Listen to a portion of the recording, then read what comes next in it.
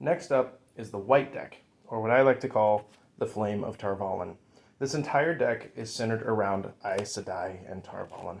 So utilizing Siwan Sanchi, Varen Mathwin, as well as some other more dubious guests like Lanfear, this deck utilizes multiple different strategies to dominate on a political level, like most of the Aes Sedai do in the story. Pretty much every single person or every single unit in this deck has some form of resource, the new actual stat that I've applied to the cards.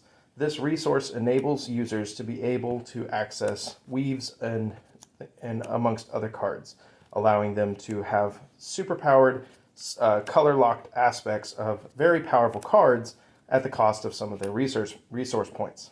You'll notice some of the characters also follow through, like Lyanna Sarif here, where she is featured with the resource and without, due to events that happen in the fourth book.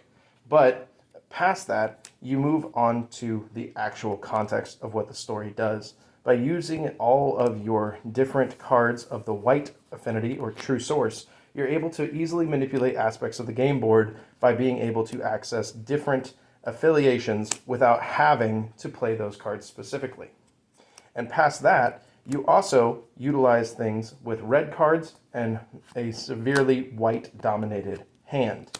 You'll notice an absence of several red cards and several of the brown cards, but on the flip side, an abundance of blue cards, their version of politics.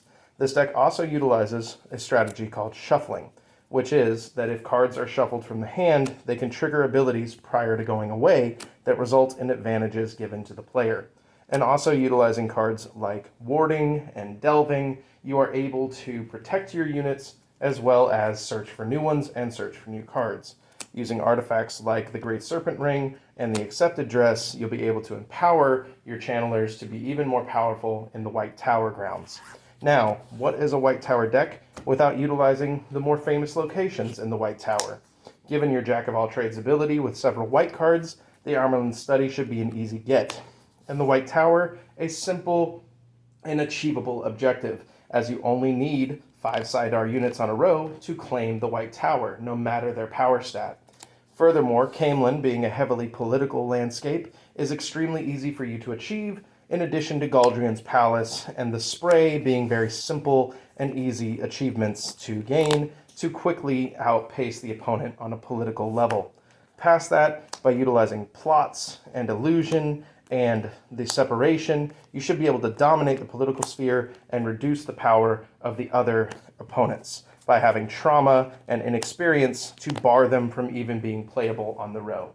Choose this deck if you're interested in playing a different type of strategy at Jordancon 2022.